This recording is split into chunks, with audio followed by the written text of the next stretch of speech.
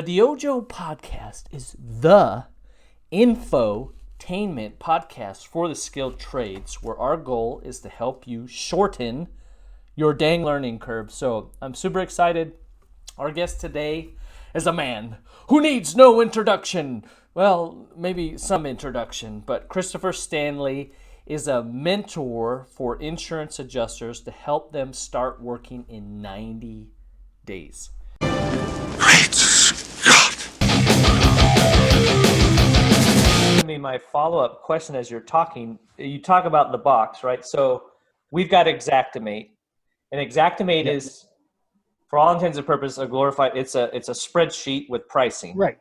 So same thing for us. Yep. It's a common language, and so I don't know. The majority. I don't know what the numbers are. 70-80%. If you're a roof contractor, it's all basic roofs. If you're a restoration contractor, it's bathrooms and kitchens. Wherever pipes can break. Right?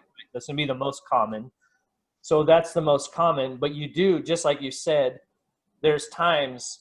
This is a high-end kitchen, and it's got this thing that is not an Xactimate. So on the auto side, I'm sure there's those things, right? New manufacturers. I know my buddy has a Tesla, and when it broke, it doesn't. Oh my gosh, yeah, no, doesn't fit in the Ford Fusion box that aren't anymore. In the program, right? So exactly that. That's. I think that's a great point. Is master the basics, right? Like just be clean and pristine on those.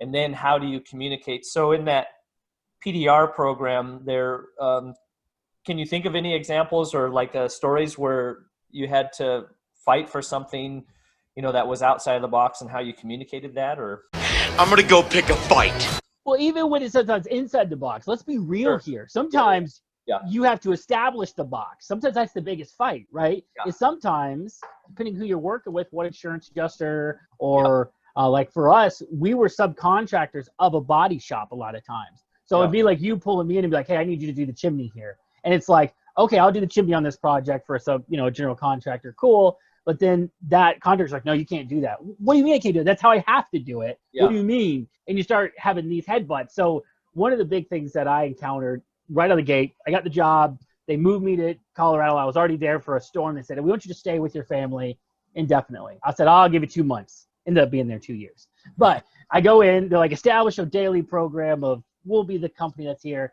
Walk into one of our partner shops, right? DRPs that we're working with.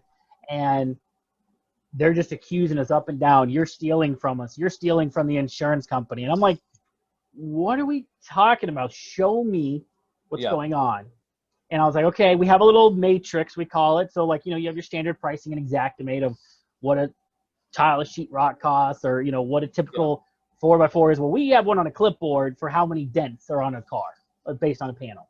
And so I'm like, okay, so show me how we're stealing, because this is an agreed upon thing. And she was like, basically smacked it out of my hand. I was like, I'm not using your sheet. That's wrong. I'm like, okay, do you have a sheet you guys use? She's like, yeah, here it is.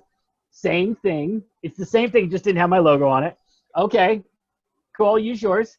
All right, now walk me through how we're stealing money, right? Let's establish the box.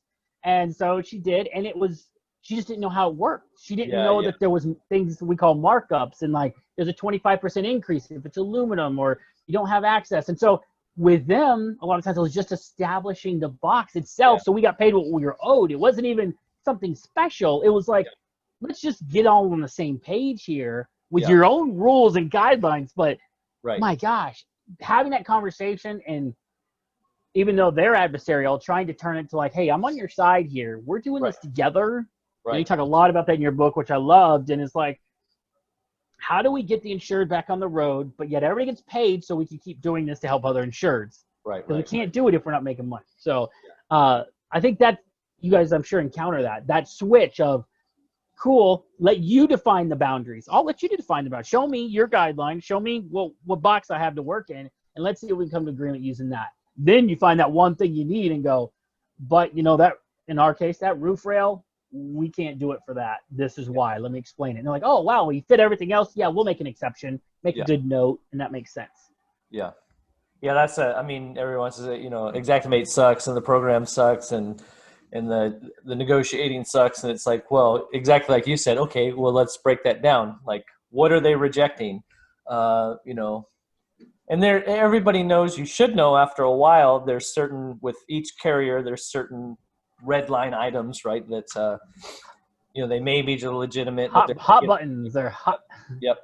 And that's what there's somebody in a claims center, right? That's like got their, just like you said, a metric sheet, and they're like, no. So you got to figure out how to write it legitimately for something. You can find that box. Yeah. They're not blocking the in dollar amount. What they're blocking is, I saw one guy charge $60 more than everybody else for this. We're going to say, no, everybody else charges 50. You can't have 110. So let's stop that. And then, but then within there, what you build is free. Yeah. It's as tall as you just got to verify. You got to prove it. Yeah. So, but if you're fighting over the little stuff that fits within the box, this is what we found at the PDR side. You fight for the stupid stuff and don't fit within their box, you end up missing out on the big stuff because you've already been arguing about everything. And it was like, literally, we talk about nickels and dimes. Like, that's the side. That's how we measure dents. So it's like you're tripping over nickels and dimes and leaving behind the thousands of dollars. Yeah. And I'm like, why? I told my technicians, quit. Don't argue with them on this. We don't argue on size. Give them whatever size they want. If they think it's a nickel, go with nickel. If they think it's a quarter, go with quarter. I don't care if they're wrong, because what I want you to get is these items. These are our big ticket items. Yeah. High five. Okay, for this first break from the DYOJO Podcast, we're going to try something new. We're bringing in a video from Elon Posmonic. He was on episode 8. He's in the single digits of the DYOJO Podcast. His episode was titled Extending the Life of Your Water Damage Equipment. And the video you're about to see demonstrates some of that value where on a DHU, when a nut comes loose, he shows how to replace that yourself.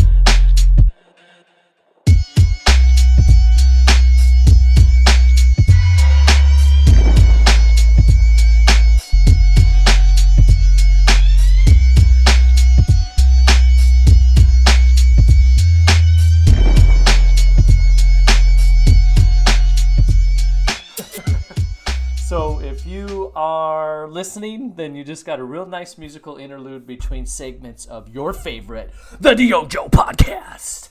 And if you're watching, boom, you now know how, if you want to try to do it yourself, to repair a loose nut on a DHU or other equipment using plastic bonder.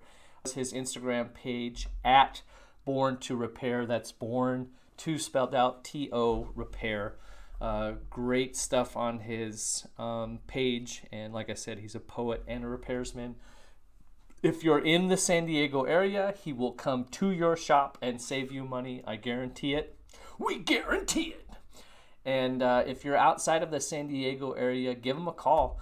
It's pretty amazing what he can do over a phone call and via FaceTime to help you extend the life of your drying equipment, which is what we all need, right? So get after it. Get after it.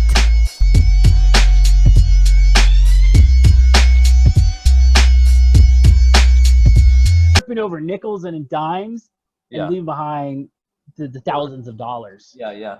And I'm like, why? I told my technicians, quit. Don't argue with them on this. We don't argue on size. Give them whatever size they want. If they think it's a nickel, go with nickel. If they think it's a quarter, go with quarter. I don't care if they're wrong, because what I want you to get is these items. These are our big ticket items. Yeah. Hey guys. Oh, big gulps, huh? All right. Well, see you later.